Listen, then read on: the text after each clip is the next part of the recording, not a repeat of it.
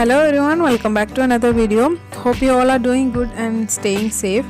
Finally another Ramadan is here, alhamdulillah. So this time I am back with the very simple pre-preparations that I have done before Ramadan to ease the cooking. I hope you all will like this video and keep watching.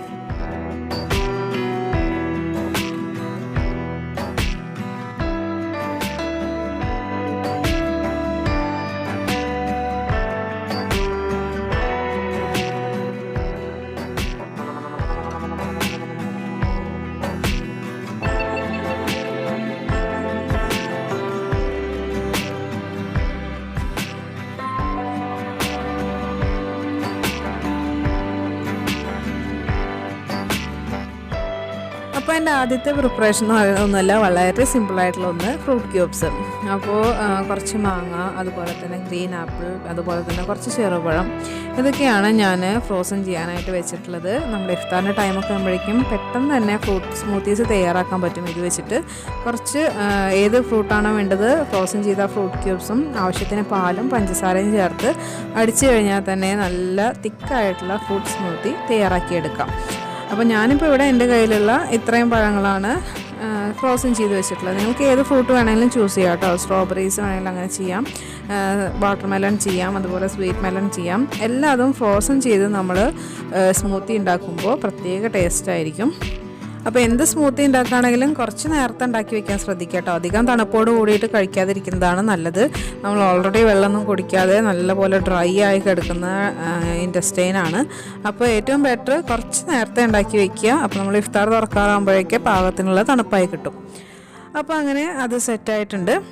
അപ്പോൾ ഇനി next ഒരു orange സ്ക്വാഷിൻ്റെ റെസിപ്പിയാണ്. അപ്പോൾ നമുക്ക് വീട്ടിൽ തന്നെ തയ്യാറാക്കാവുന്ന orange squash അതെങ്ങനെയാണ് നമുക്കിനി ഉണ്ടാക്കുന്നതെന്ന് നോക്കാം. അപ്പോൾ അതിന് വേണ്ടിയിട്ട് ഞാനിപ്പോൾ ഇവിടെ ഏകദേശം 1/2 കിലോ പഞ്ചസാര എടുത്തിട്ടുണ്ട്. ഇതിലേക്ക് ഞാൻ 2 കപ്പ് വെള്ളം, ഈ കപ്പിൻ്റെ അളവെന്ന് പറയുന്നത് 250 ml ആണ്. 250 ml വരുന്ന കപ്പ് അളവിൽ 2 കപ്പ് വെള്ളമാണ് ഞാൻ ഈ 1/2 കിലോ പഞ്ചസാരയിലേക്ക് ചേർത്ത് കൊടുത്തിട്ടുള്ളത്. നമുക്കിനി ഇത് നന്നായിട്ടൊന്ന് തിളപ്പിച്ചെടുക്കാം. തിളപ്പിച്ച് കഴിഞ്ഞതിന് ശേഷം നന്നായിട്ട് പഞ്ചസാര ഒന്ന് തിക്കായി വരുന്ന സമയത്ത് നമുക്കിതിലേക്ക് ഓറഞ്ചിൻ്റെ ജ്യൂസ് ചേർത്ത് കൊടുക്കാം.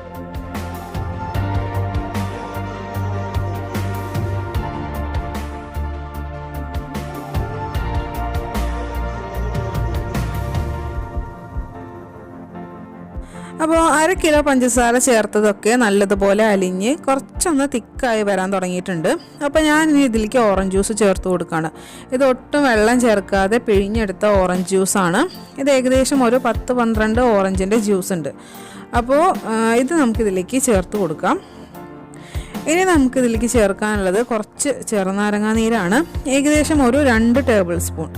അപ്പോൾ 2 ടേബിൾ സ്പൂൺ ചെറുനാരങ്ങാ നീരും കൂടി ചേർത്ത് നമുക്കിത് നന്നായിട്ടൊന്ന് തിളപ്പിച്ചെടുക്കണം.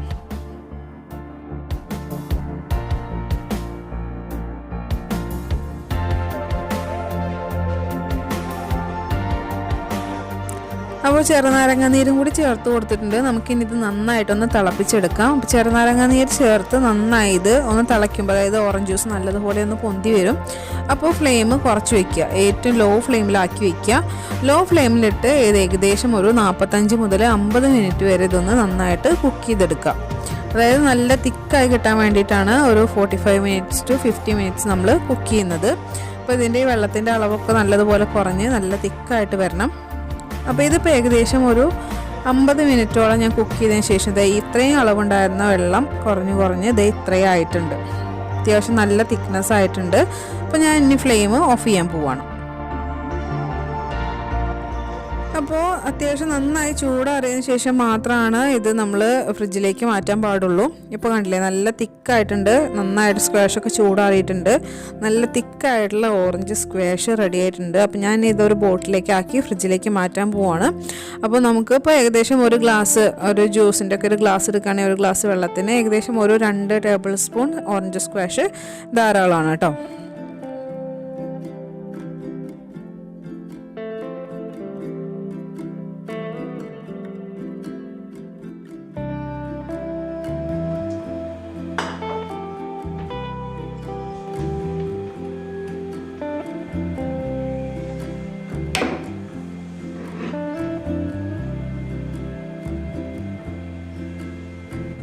സോ നെക്സ്റ്റ് വേറൊന്നുമല്ല, ഏറ്റവും ബേസിക് ആയിട്ടുള്ള നമ്മുടെ ജിഞ്ചർ ഗാർലിക് ആൻഡ് ചില്ലി പേസ്റ്റാണ്.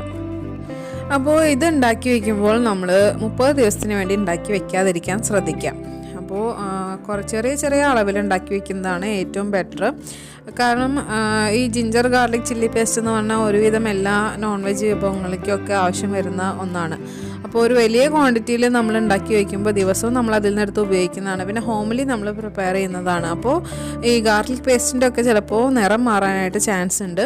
അപ്പോൾ അത് കാരണം കൊണ്ട് ഏറ്റവും ബെറ്റർ എന്ന് പറയുന്നത് ആദ്യത്തെ കുറച്ച് ദിവസങ്ങൾക്ക് വേണ്ടി ഉണ്ടാക്കി വയ്ക്കുക. പിന്നെ ഒരു ഒഴിവ് ദിവസം കിട്ടുന്ന അനുസരിച്ച് ഒരു ഫ്രഷ് ബാച്ച് വീണ്ടും തയ്യാറാക്കി വയ്ക്കുകയായിരിക്കും ബെറ്റർ.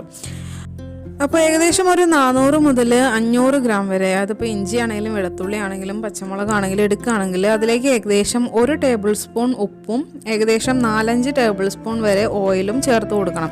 അപ്പോൾ ഞാനിപ്പോൾ ഇവിടെ ഉപയോഗിക്കുന്ന ഓയിൽ എന്ന് പറയുന്നത് സൺഫ്ലവർ ഓയിലാണ്. അപ്പോൾ ഇത് ചേർത്തിട്ട് വേണം ഇത് അരച്ചെടുത്ത് ഫ്രിഡ്ജിൽ സൂക്ഷിച്ച് വയ്ക്കാനായിട്ട്. അപ്പോൾ ഞാനിപ്പോൾ ഇവിടെ എടുത്തിട്ടുള്ള പച്ചമുളക് അതുപോലെ ഇഞ്ചി വെളുത്തുള്ളി ഇതിൻ്റെയൊക്കെ അളവ് വ്യത്യസ്തമാണ്. ഇത്രയും 400 മുതൽ 500 ഗ്രാം വരെ വരില്ല. അതുകൊണ്ട് തന്നെ ഞാൻ ചേർത്ത് കൊടുത്തിട്ടുള്ള ഉപ്പിൻ്റെയും അതുപോലെ തന്നെ ഓയിലിൻ്റെയും അളവും വ്യത്യസ്തമാണ്. അപ്പോൾ ഒരു ബേസിക് ആയിട്ടുള്ള മെഷർമെൻറ്റ് പറയുകയാണെങ്കിൽ 400 മുതൽ 500 ഗ്രാം വരെ നമ്മൾ ഉള്ള ക്വാണ്ടിറ്റി എടുക്കുകയാണെങ്കിൽ 1 ടേബിൾ സ്പൂൺ സോൾട്ടും 4 to 5 ടേബിൾ സ്പൂൺ ഓയിലും അതിലേക്ക് ചേർത്ത് കൊടുത്തിട്ട് വേണം തയ്യാറാക്കാനായിട്ട്. എന്നാൽ മാത്രമാണ് അത് അധികം നാൾ കേടുവരാതെ ഫ്രിഡ്ജിൽ നമുക്ക് സൂക്ഷിക്കാൻ പറ്റുള്ളൂ. അതുപോലെ തന്നെ ഈ ജിഞ്ചർ ഗാർലിക് ചില്ലി പേസ്റ്റ് ഒക്കെ ഉണ്ടാക്കുമ്പോൾ അതിലധികം വാട്ടർ കണ്ടൻറ്റ് ഇല്ലാതിരിക്കാനായിട്ട് ശ്രദ്ധിക്കുക. അതായത് കുറച്ച് നേരം കഴുകി വൃത്തിയാക്കി വാർത്ത് വെച്ചതിന് ശേഷം വെള്ളം ഒന്ന് ഡ്രൈ ആയതിനു ശേഷം പേസ്റ്റ് ആക്കുന്നതാണ് കുറച്ചും കൂടി ബെറ്റർ. അപ്പോൾ കുറച്ച് നാളും കൂടി ഒരു നല്ല രീതിയിൽ നമുക്ക് ഫ്രിഡ്ജിൽ അത് സൂക്ഷിച്ച് എടുത്തു വയ്ക്കാനായിട്ട് സാധിക്കും.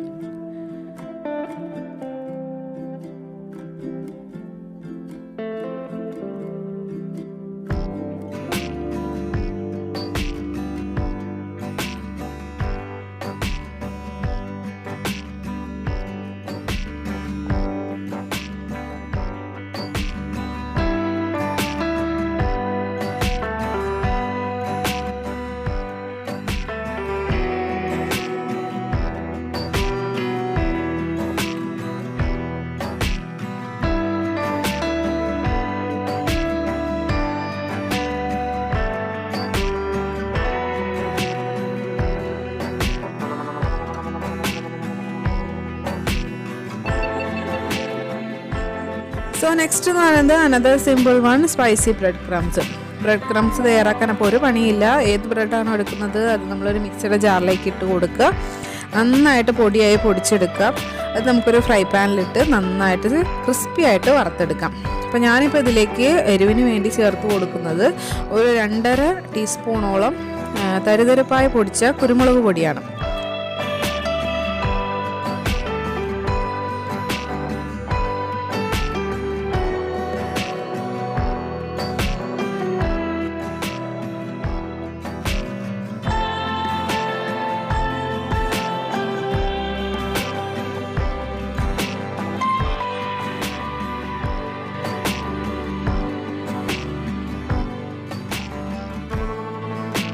അപ്പോൾ ഇത് ബ്രെഡ് ക്രംസ് സീസൺ ചെയ്യാനുള്ള ഏറ്റവും സിംപ്ലസ്റ്റ് മെത്തേഡാണ് കേട്ടോ. നമുക്കിതിലേക്ക് പലതരത്തിൽ സീസണിങ് ചെയ്യാം. ഒറിഗാനോയും ബേസിലും ഒക്കെ ചേർത്ത് കൊടുത്തിട്ടും സീസൺ ചെയ്യാം.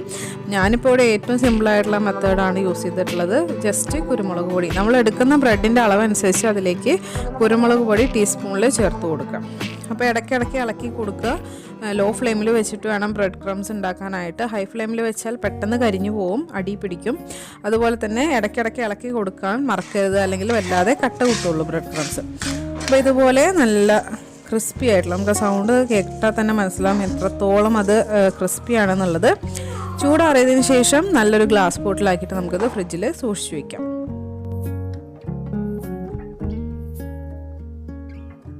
അപ്പോൾ ഇത് കൂടാതെ കുറച്ച് ഫ്രോസൺ ഐറ്റംസും കൂടി ഞാൻ തയ്യാറാക്കിയിട്ടുണ്ട് കേട്ടോ. കുറച്ച് ഫ്രോസൺ സമൂസയും അതുപോലെ തന്നെ ഫ്രോസൺ കട്ട്ലറ്റും. അപ്പോൾ കുറച്ച് പൊട്ടറ്റോ സമൂസ അതുപോലെ തന്നെ ചിക്കൻ ചീസ് സമൂസ, ഇത് രണ്ടുമാണ് ഞാൻ ഉണ്ടാക്കി വെച്ചിട്ടുള്ളത്. അതുകൂടാതെ കുറച്ച് സിമ്പിൾ ചിക്കൻ കട്ട്ലറ്റും. അപ്പോൾ കട്ട്ലറ്റ് ഞാൻ കോട്ട് ചെയ്തിട്ടുള്ളത് നമ്മളിപ്പോൾ നേരത്തെ തയ്യാറാക്കിയിട്ടുള്ള സ്പൈസി ബ്രെഡ് ക്രംസ് വെച്ചിട്ടാണ് കേട്ടോ. അപ്പോൾ ബ്രെഡ് ക്രംസ് നമ്മൾ ഗ്ലാസ് ബോട്ടിലാക്കിയിട്ട് സ്റ്റോർ ചെയ്യുകയാണെങ്കിൽ അത്യാവശ്യം കുറച്ച് നാൾ നമുക്കത് സ്റ്റോർ ചെയ്ത് വയ്ക്കും. കേടുപാടൊന്നും കൂടാതെ സ്റ്റോർ ചെയ്ത് വയ്ക്കുക. ചൂടാറിയതിന് ശേഷം മാത്രം സൂക്ഷിച്ച് വയ്ക്കാനായിട്ട് ശ്രദ്ധിക്കുക. ചൂടോടുകൂടി ഫ്രിഡ്ജിലേക്ക് എടുത്തു വയ്ക്കരുത്. അപ്പോൾ ഇതൊക്കെയാണ് എൻ്റെ വളരെ സിമ്പിളായിട്ടുള്ള ഈ വർഷത്തെ റമദാൻ്റെ തുടക്കത്തിന് വേണ്ടിയിട്ടുള്ള പ്രിപ്പറേഷൻസ്. അപ്പോൾ നിങ്ങൾക്ക് ഈ വീഡിയോ ഇഷ്ടമായി എന്ന് വിചാരിക്കുന്നു. വീഡിയോ ഇഷ്ടമാവുകയാണെങ്കിൽ ചാനലൊന്ന് സബ്സ്ക്രൈബ് ചെയ്ത് സപ്പോർട്ട് ചെയ്യാൻ മറക്കരുത്. ഒപ്പം ലൈക്ക് ചെയ്യുക, ഷെയർ ചെയ്യുക. അതുപോലെ തന്നെ എൻ്റെ ഫേസ്ബുക്ക്, ഇൻസ്റ്റാ പേജിൻ്റെ ലിങ്കുകളും താഴെ കൊടുത്തിട്ടുണ്ട്, ഫോളോ ചെയ്യാൻ മറക്കരുത്. അപ്പോൾ മറ്റൊരു വീഡിയോ ആയിട്ട് കാണാം. അതുവരേക്കും ടേക്ക് കെയർ, ബൈ ബൈ, അസ്സലാമു അലൈക്കും, താങ്ക് യു.